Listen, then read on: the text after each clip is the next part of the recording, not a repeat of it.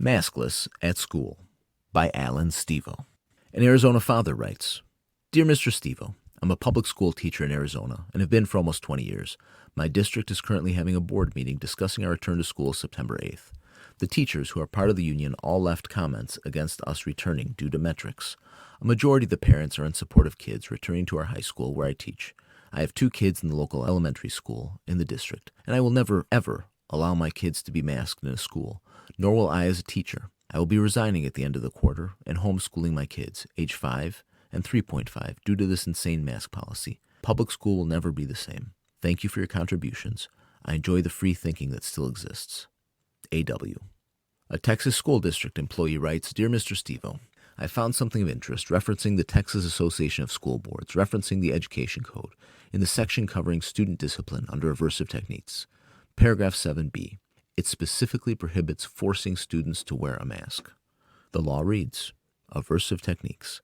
A district or district employee or volunteer or an independent contractor of a district may not apply an aversive technique or by authorization, order, or consent cause an aversive technique to be applied to a student. Aversive technique means a technique or intervention that is intended to reduce the likelihood of a behavior reoccurring by intentionally inflicting on a student significant physical or emotional discomfort or pain. The term includes a technique or intervention that impairs the student's breathing, including any procedure that involves applying pressure to the student's torso or neck or obstructing the student's airway, including placing an object in or over the student's mouth or nose, or placing a bag cover or mask over the student's face. This is taken from the Texas Education Code section on prohibiting aversive techniques.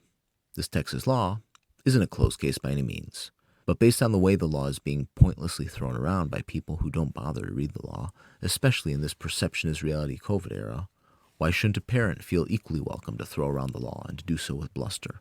Right now is a time when children deserve to see their parents fight for things that matter. Fights can be easy to pick, though. All it takes is a little bit of ego. Perhaps more importantly, now is a time when children deserve to see their parents sacrifice for things that matter. Are you willing to give up your new car, your twice-yearly vacation, or other comforts of life in order to homeschool the kids?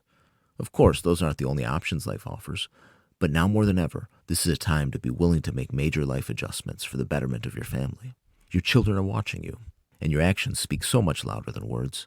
What behavior will you model in those telling moments? No one can be perfect all the time. We all make mistakes. However, it takes a certain carelessness or even willfulness to make all the wrong decisions in this era. Lots of people are doing just that and making all the wrong mistakes. Your kids need a parent who's going to do more than go along to get along. Don't look at the bright side. Don't look at how much better this month is than whatever the totally messed up previous month of school looked like. Don't try to look for ways to make the revolting into the palatable. You risk normalizing it all for yourself and your children. Humans are adaptable.